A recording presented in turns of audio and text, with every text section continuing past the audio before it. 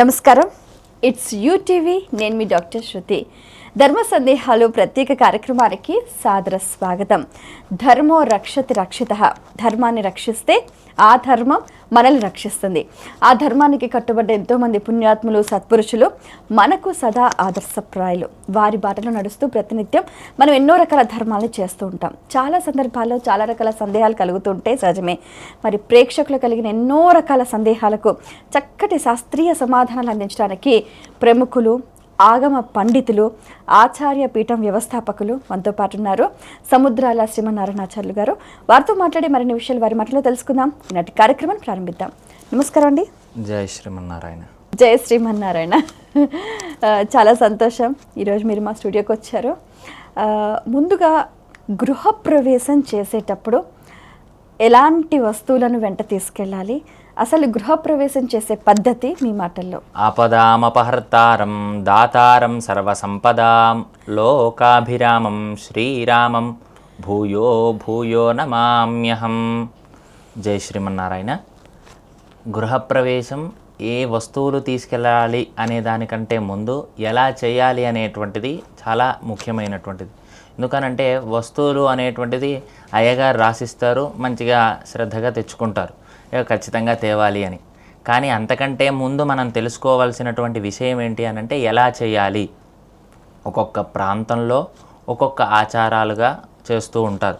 కానీ అసలు శాస్త్రం చెప్పింది ఏంటి? ఎందుకనంటే మన ఆచార పద్ధతులుగా అది తెచ్చుకోవాలి, ఇది చేస్తారు, కూరాడు పెడతారు, నీరాడు పెడతారు. మరి శాస్త్రం ఏం చెప్పింది? మనం అది కదా చేయవలసింది. ఎలా చేయాలి అనేటువంటిది తెలుసుకోవాలి. ఒక్కొక్క ప్రాంతంలో ఒక్కొక్క ఆచారాలు ఉంటాయి. కనుక ఈ ఆచార పద్ధతుల కంటే శాస్త్ర పద్ధతిగా మనం ఎలా చేయాలి అనేటువంటిది తెలుసుకోవడం ఉత్తమోత్తమం. ముందుగా గృహప్రవేశము అనంటే సుముహూర్తం దగ్గర నుంచి మొదలు అనంటే అయ్యగారు ముహూర్తం పెడితే ఖచ్చితంగా ఆ ముహూర్తాన్నే చేయాలి. మొట్టమొదటిది మనం చేయవలసినటువంటి కర్తవ్యం. ఎందుకు అనంటే ఈ మధ్యకాలంలో ఒక ముహూర్తం పెడతాం మనం, ఆ ముహూర్తానికి రారు. అయ్యగారులు వచ్చి వెయిట్ చేస్తుంటారు, బాజా వాళ్ళు, గోవులు అన్నీ వచ్చి వెయిట్ చేస్తుంటారు, అందరూ వెయిట్ చేస్తుంటారు. కానీ ముఖ్యమైన వాళ్ళు ఇంకా మేకప్లు వేసుకుంటూ ఉంటారు. కాబట్టి మనం ఏది చేసినా చేయకపోయినా ఆ వస్తువు తెచ్చామా, ఈ వస్తువు తేలేదా, లేకపోతే ఇంకో పూజ చేశామా, లేకపోతే అంత పెద్దగా కళ్యాణం చేశామా, ఎంతోమందిని పిలిచామా అన్నటువంటిది తర్వాత విషయం. కానీ ముహూర్తం అనేటువంటిది చాలా ముఖ్యమైనటువంటిది. ఎందుకు అనంటే గుడ్ టైం, బ్యాడ్ టైం అని చెప్పేసి మనం అంటుంటారు. అరే నాది బ్యాడ్ టైం నడుస్తుంది, అరే నాది గుడ్ టైం నడుస్తుంది అని అనుకుంటుంటారు కదా. ఆ గుడ్ టైం, బ్యాడ్ టైమే సుముహూర్తము, ముహూర్తము అనేటువంటిది శాస్త్రం మనకి చెప్పబడుతుంది. దాన్నే మనం ఖచ్చితంగా పాటించవలసినటువంటి మొట్టమొదటిది గృహప్రవేశంలో.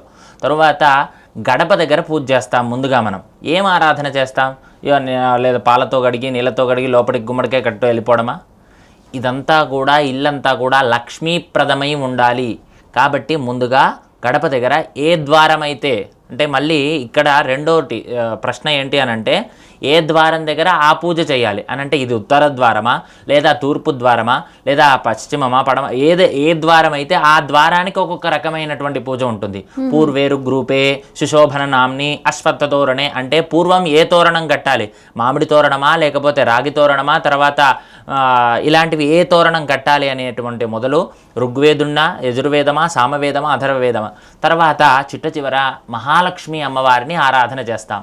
మరి గడప పైన ఏముండాలి? గడప పైన ఏదో కొంతమంది బొమ్మలు పెడుతుంటారు, లేదా ఇంకోటి గణపతిది పెడతారు, లేకపోతే ఇంకోటి పెడతారు. గడప పైన ఏం పెట్టాలి అనంటే గజలక్ష్మి అమ్మవారిని మాత్రమే పెట్టాలి. మామూలు లక్ష్మీ అమ్మవారిని కూడా కాదు, గజలక్ష్మి అమ్మవారిని మాత్రమే గడప పైన, అది చెక్కతో కానీ లేకపోతే ఎలా అయినా చేయించుకోవచ్చు, కానీ గజలక్ష్మి అమ్మవారు ఉండాలి.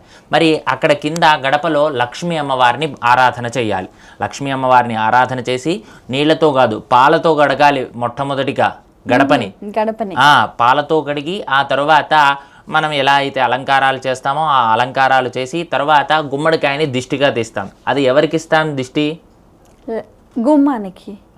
ఎవరి కోసం చేస్తాం? ఇంటి యజమాని. కానీ ఎవరి కోసం చేస్తానంటే వాస్తు పురుషుడు ఎవరైతే ఉంటాడో ఆ వాస్తు పురుషుడికి గుమ్మడికాయని బలిహరణంగా సమర్పించి లోపల ఏదైతే దృష్టి దోషం ఉందో, నరఘోషం ఉందో అదంతా కూడా బయటికి వచ్చేసేయాలి అని చెప్పేసి గుమ్మడికాయని కొడతాం. ఎడమవైపు కుడివైపు రెండు వైపులుగా తిప్పి అటు ఇటుగా పెట్టి ఇప్పటి నుంచి మొదలుకొని ఈ సుముహూర్తం నుంచి మొదలుకొని గడప లోపలికి ఎవరు వచ్చినా కూడా దృష్టి దోషాన్ని బయటనే వదిలిపెట్టి లోపలికి రావాలి అని చెప్పేసి ఈ పద్ధతిగా మనము ముందుగా లక్ష్మీ ఆరాధన, ఆ యొక్క ప్రారంభోత్సవ ఆరాధన అనేటువంటిది చేస్తాం.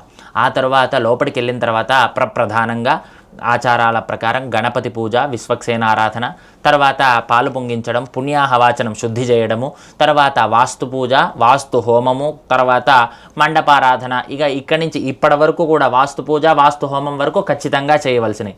తర్వాత చేసేటువంటి సత్యనారాయణ వ్రతం కానీ, కళ్యాణం కానివ్వండి, సుదర్శన హోమం కానివ్వండి, తర్వాత ఇంకే హోమమైనా కానివ్వండి, ఏ వ్రతాలైనా కానివ్వండి, వారి వారి ఆచారాల ప్రకారంగా ఇక తదితర పూజలన్నీ కూడా కొనసాగుతూ ఉంటాయి. కానీ ఇంకా శాస్త్రం లోతుగా వెళ్తే అంటే ఇప్పటి వరకు ఎలా చేయాలి, ఇప్పుడున్నటువంటి ప్రాంతంలో ఎలా చేయాలి, ఇప్పుడున్నటువంటి కాలమానంగా ఎలా చేయాలి అని చెప్పాం. కానీ ఇంకా లోపలికి వెళ్తే శాస్త్రం చెప్పింది ఇంకా లోతుగా వెళ్తే గంగ పూజ, కన్య పూజ, బ్రాహ్మణ పూజ, ముత్తైదు పూజ, గోపూజ, తర్వాత ఉదక శాంతి, ఇవన్నీ అయిన తర్వాతనే ఏది ఆ రోజే కాదు, ముందు రోజు సాయంత్రము చేయవలసినటువంటి క్రతువులు ఇవన్నీ కూడా ముందుగా గడప ముందు బ్రాహ్మణుణ్ణి, ముత్తైదువుని, సుహాసిని, తర్వాత కన్యని ముగ్గురిని కూర్చోబెట్టి వారికి చందన తాంబూలాదులన్నీ కూడా సమర్పించి తరువాత మనము గంగా, యమున, సరస్వతి నీళ్ళని తీసుకొచ్చి ఈ ఇంటి చుట్టూ కూడా చల్లిస్తామన్నమాట. ఆ ముగ్గురిని చేత ఆ చుట్టూ కూడా ఇది శాస్త్రం చెప్పబడినటువంటి క్రతువు. ఆ తర్వాత గోపూజ చేయాలి. ముందుగా గోపూజ చేసి గోవుని తర్వాత పొద్దున్నే మనం తీసుకొని వెళ్తాం కదా, ముందుగానే గోపూజ గడప ముందే చేయాలి. ఆ తర్వాత ఉదక శాంతి చేయాలి. అనంటే నేను ప్రారంభం చేస్తున్న ఉదక శాంతి అనంటే మీకు పెళ్ళిళ్ళల్లో తర్వాత ఉపనయన క్రతువులలో చేస్తుంటారు. ప్రతి శుద్ధి పూజ అనేటువంటి ఉదాహరణ తీసుకోవచ్చు మీరు.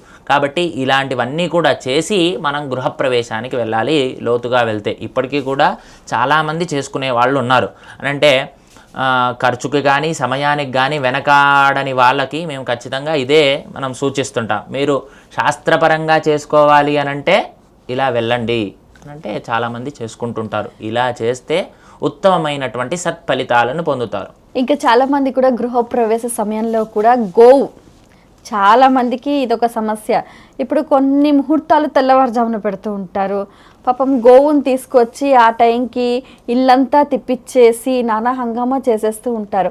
అసలు గోవుని తీసుకొచ్చి గోవుని ఎలా గృహప్రవేశం చేయించాలి, గోవుని ఎలా సేవించాలి? అంటే మామూలుగా గోవు లేకపోతే బొమ్మ అయినా పర్వాలేదా అని? బొమ్మ అని అంటే ఇంకా లేని పక్షంలో మనము ఇప్పుడు విగ్రహారాధన ఎలా చేస్తున్నాము, భగవంతుణ్ణి ఆ విగ్రహంలో చూసి మనము భగవంతుడే వస్తున్నాడు అని భావన చేసుకుంటున్నాం.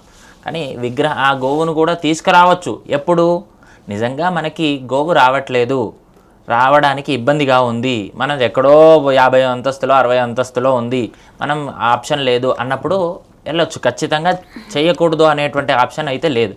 కానీ అదే ఒక గోవుని నిజంగా మనం తీసుకువచ్చి ఇల్లంతా కూడా గోమాత యొక్క గోమయం కానీ గోమూత్రం కానివ్వండి ఇల్లంతా కూడా అక్కడక్కడ మనకి పుణ్యాహం చల్లినట్టుగా చల్లిందనుకోండి, అది ఒక శుద్ధి జరుగుతుంది. ఎందుకనంటే స్నానాల్లో 7 రకాలైనటువంటి స్నానాల్లో ఒక రకమైనటువంటి స్నానం గోధూళి స్నానం కూడా అని అంటారు.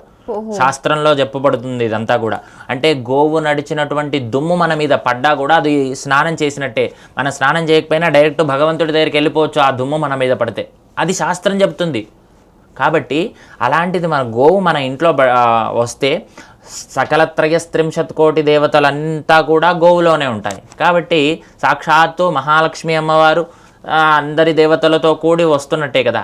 కాబట్టి ముందుగా చెప్పాం కదా ఇందాక, గోపూజ చేసుకొని లోపల ముందుగా ఆడపిల్ల కంటే ముత్తైదు కంటే గోవు ముందు అడుగు పెట్టాలి ఇంట్లో. అది శుభప్రదము మంగళప్రదము అని అంటారు. కానీ ఇబ్బంది అయినట్టయితే కొన్ని ఇప్పుడు ఉన్నటువంటి టైల్స్ కానీ ఇవన్నీ కూడా పడిపోతుంది, గోవు పడిపోతుంది. అలాంటివి అయితే ఇబ్బంది పెట్టకూడదు. కానీ అప్పుడు ఆ సమయంలో గోవు ప్రతిమను తీసుకొని వచ్చి నిజంగా గోవే వస్తుంది అని అక్కడే ఆరాధన చేసుకొని, అయితే మీరు తీసుకొచ్చినటువంటి గోవు నిజంగా వస్తే 5,000 10,000 15,000 ఎంతో ఇస్తారు మామూలుగా. అప్పుడు ఎందుకు ఆ ధనాన్ని ఎక్కడ ఉపయోగిస్తారు? కేవలం ఆ గోవుకే కదా, అంటే గోవు కూడా కదా, ఆ గోవుని పరిపాలించేవాడో లేకపోతే గోవుకి దానానో ఏదో సంరక్షణకు ఉపయోగించడం జరుగుతుంది. కాబట్టి మీరు గోవుకి గ్రాసం అందిస్తున్న వాళ్ళు కూడా అవుతారు ఆ యొక్క గోవుని తీసుకెళ్ళినట్లయితే. 99% ప్రయత్నం చేయాలి తీసుకెళ్ళడానికి. ఎందుకంటే శాస్త్రంలో చెప్పబడి ఉంది కాబట్టి. శాస్త్రంలో లేదు, ఇది ఆచారంలో ఉంది అని అంటే అది తర్వాత విషయం. కాబట్టి ఇలా చేసుకుంటే ఉత్తమమైనటువంటి ఫలితం. ఇంతకీ గృహప్రవేశం చేసేటప్పుడు ఏ వస్తువులు తీసుకెళ్ళాలి? అయితే ఇంటి ఆడపడుచు కూడా కొన్ని వస్తువులు పట్టుకోవాలి అని అంటారు. ఎవరు ఏం చెయ్యాలి, ఎలా చెయ్యాలి? ముందుగా ఎవరు వెళ్ళాలి గోవు తర్వాత అని అంటే ఆడపడుచే వెళ్ళాలి.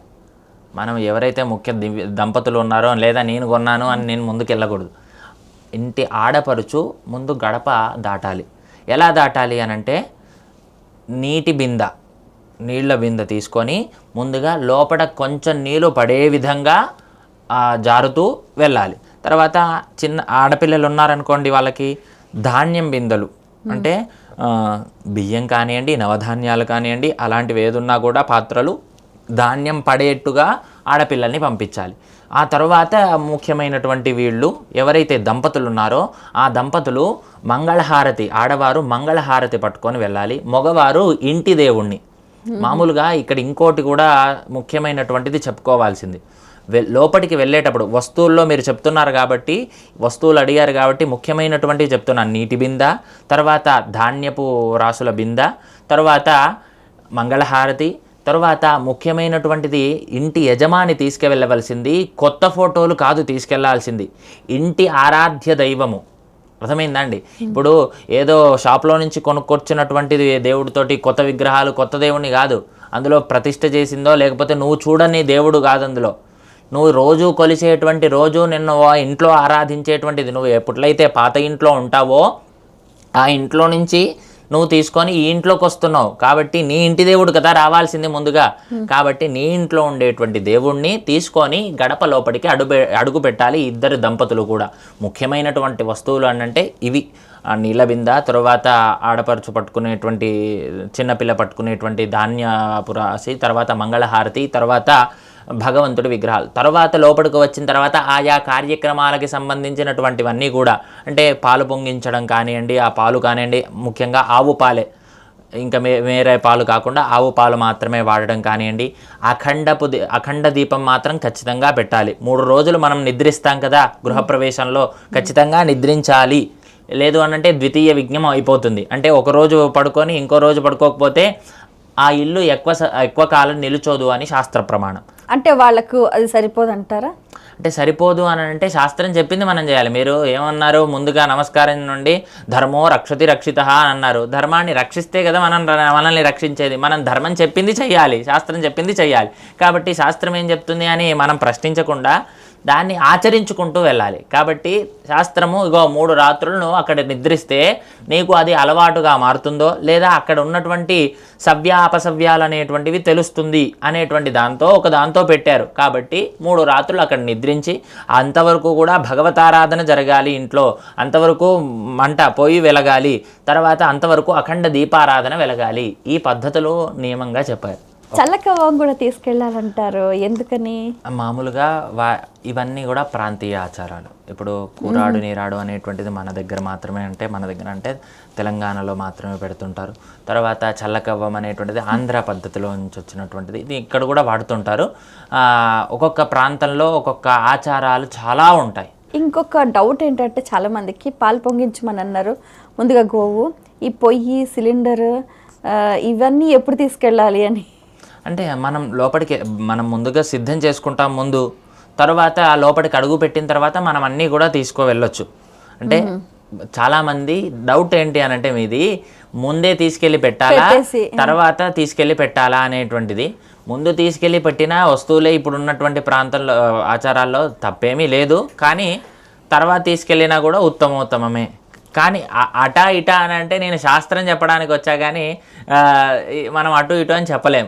శాస్త్రంలో ఇలాంటివి ఉండవు కదా, కాబట్టి ఇబ్బంది అయితే ఏమీ ఉండదు, దేనికి ఇబ్బంది ఉండదు. ఒకసారి గృహప్రవేశం చేసిన తర్వాత ఆ దంపతులు, ఆ గృహ యజమానులు వాళ్ళు ఆచరించాల్సిన కర్తవ్యాలు అంటే మనము శంకుస్థాపన నుంచి పెట్టాలి. ఇది శంకుస్థాపన ఏ రోజైతే చేస్తామో అది సంవత్సరాంతంలోపు గృహప్రవేశం చేయాలి అనేటువంటిది ఒక నియమం ఉంది శాస్త్రంలో. అందుకనే చాలామంది త్వరగా ఇల్లును పూర్తి చేయడం కానివ్వండి, లేదు ఇల్లు పూర్తి అవ్వకముందే గృహప్రవేశాలు చేయడం కానివ్వండి, ఇలా చేస్తుంటారనమాట. కాబట్టి ముందుగా శంకుస్థాపన మొదలుకొని సంవత్సరం వరకు, సంవత్సరం అంటే 365 రోజులు కాదు, ఫలానా శ్రావణ మాస శుక్లపక్ష పంచమి నాడు మీరు శంకుస్థాపన చేస్తే మళ్ళీ తిరిగి వచ్చి శ్రావణ మాస పంచమి శుక్లపక్ష పంచమి రోజు మాత్రమే అది సంవత్సరం పూర్తయినట్టు. అంటే అది 350 రోజులు కావచ్చు, 375 రోజులు కావచ్చు, అటు ఇటుగా అవుతుంది. కాబట్టి ఈ సంవత్సరం అనంటే మన సాంప్రదాయ సంవత్సర ప్రకారంగా 301 సంవత్సర నియమంగా చూసుకొని ఆ ప్రాంతం వరకు గృహాన్ని పూర్తిగా నిర్మించుకోవాలి. చేయవలసినటువంటి పద్ధతులు పూర్తిగా నిర్మించిన తర్వాతనే లోపలికి వెళ్ళాలి. ఎందుకు అనంటే మనం ఇక్కడ చేసేటువంటి పూజలు ఎందుకో తెలుసిన, పుణ్యాహవాచనం కానీ, ఉదక శాంతి కానీ, లేకపోతే ఇంకో క్రతువు కానీ వాస్తుదోష శల్యదోష అనేటువంటి సంకల్పాలు చెప్తుంటారు. వాస్తుదోష నివారణార్థం, శల్యదోష నివారణార్థం, శుద్ధ్యర్థం, వృద్ధ్యర్థం, అభ్యుదయార్థం చ అనేటువంటి సంకల్పాలు చెప్తారు. అంటే శుచి దేనికి అంటే ఇక్కడ ఏదన్నా చేయకూడని పని జరిగిందా శుచి అనంటే? మరి ఎందుకు అనంటే పని చేసేటప్పుడు రక్తం చింది అక్కడ పడ్డా కూడా పని వాళ్ళది, ఆ దోషం యజమానికే.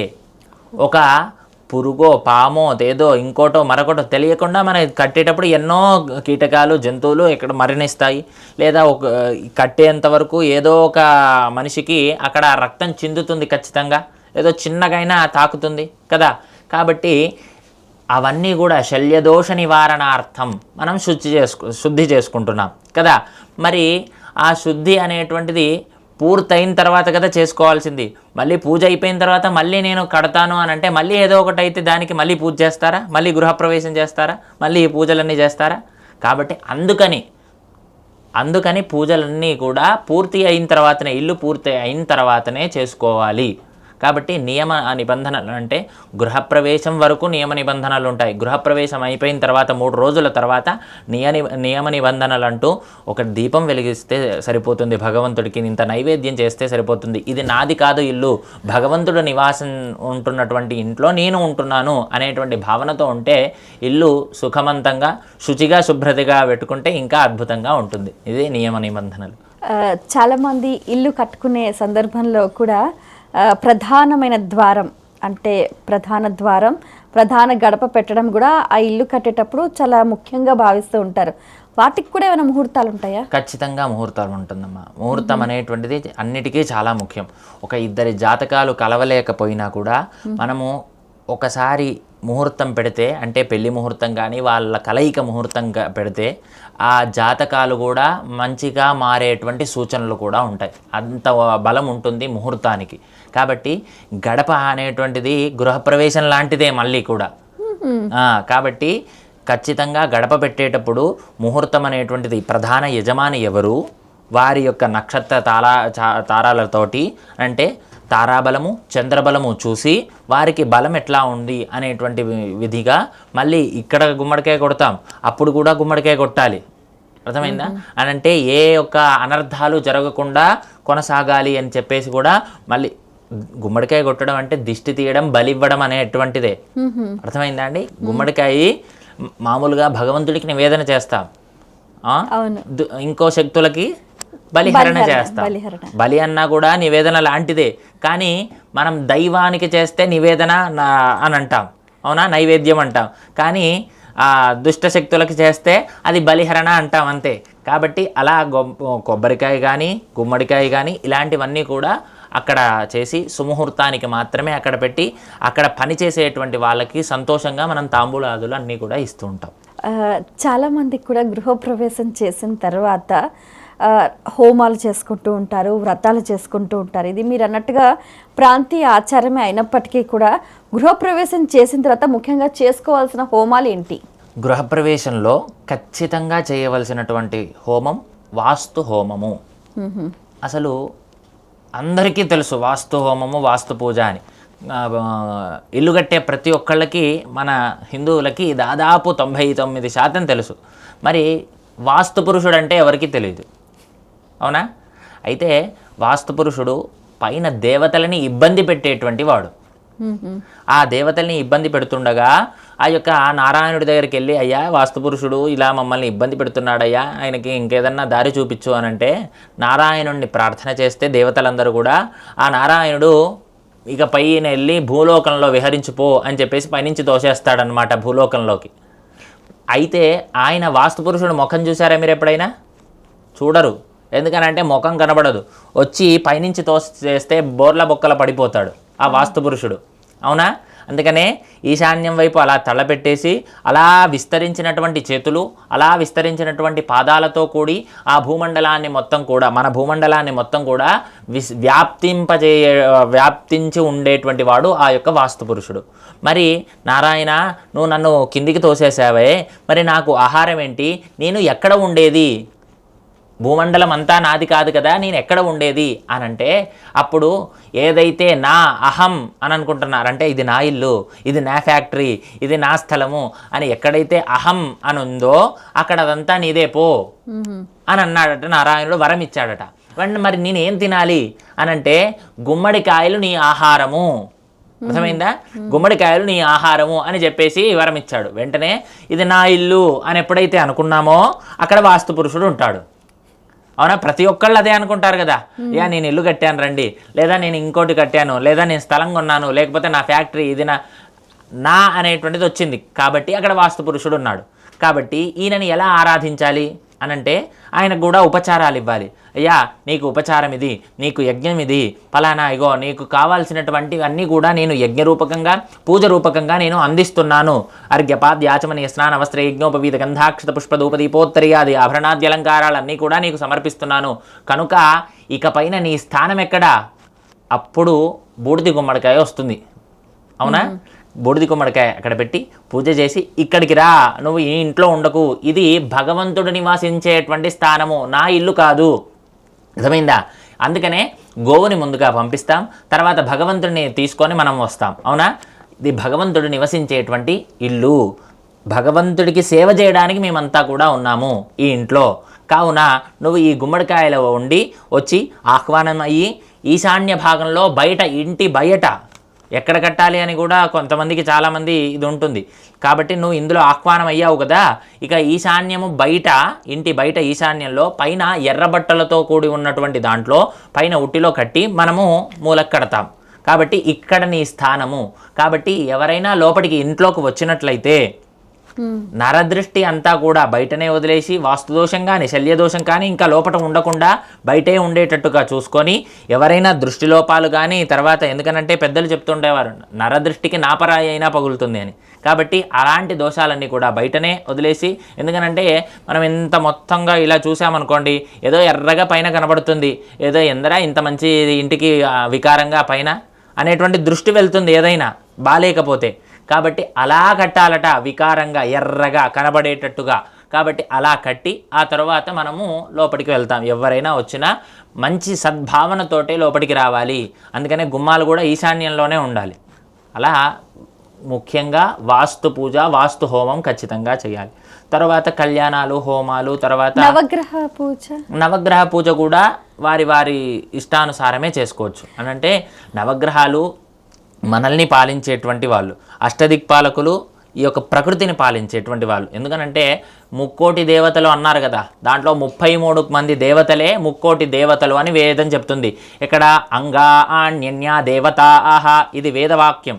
కాబట్టి ఆ 33 మంది దేవతలను అంగాల్లో ఒక్కొక్క 1,000,000 మంది దేవతలు ఉంటారట.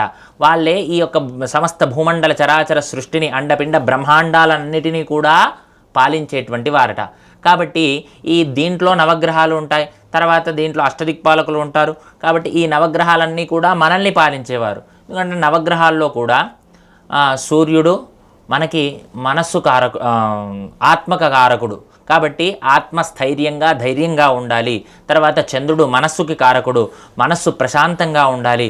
తర్వాత మన మంచి మాటలు మాట్లాడాలి, బుద్ధి మంచిగా ఉండాలి. తర్వాత గురుడు జ్ఞానం మంచిగా వికసించాలి, పుత్రులు పౌత్రులు అంతా కూడా చల్లగా వర్ధిల్లాలి. తర్వాత శుక్రుడు మనకి దాంపత్యము, తర్వాత ధనము మంచిగా ఉండాలి. ఇవన్నీ కూడా నవగ్రహాలన్నీ కూడా శని కానీ ప్రాణపీడోపశాంతి అయ్యే తర్వాత, మోక్షపీడోపశాంతి అయ్యే తర్వాత ఇలా ఒక్కొక్క గ్రహము ఒక్కొక్క ఫలితాన్ని మనకిస్తాయి. కాబట్టి ఆ ఫలితాలన్నీ ఈ గృహంలోకి వచ్చిన తర్వాత మీకు ఉండాలి, యజమానులకు ఉండాలి అని చెప్పేసి ఈ యొక్క నవగ్రహ హోమాన్ని కానివ్వండి, పూజని కానివ్వండి మనం చేస్తూ ఉంటాం. కాబట్టి ఒక గృహప్రవేశం చేసినప్పుడు అన్నీ వ్యత్యసిస్తారు కదా అని అంటే అంతా అలంకారం చేసుకుంటారు, అయ్యగారులను పిలుస్తారు, తర్వాత సంభారాలన్నీ తెస్తారు, తర్వాత అందరినీ పిలుచుకుంటారు. కాబట్టి సమయం కూడా ఉంటుంది. కాబట్టి ఒకేసారి అన్ని పూజలు కూడా చేసుకునేటువంటి యోగ్యత కల్పిస్తుంది. కాబట్టి చేసుకుంటారు.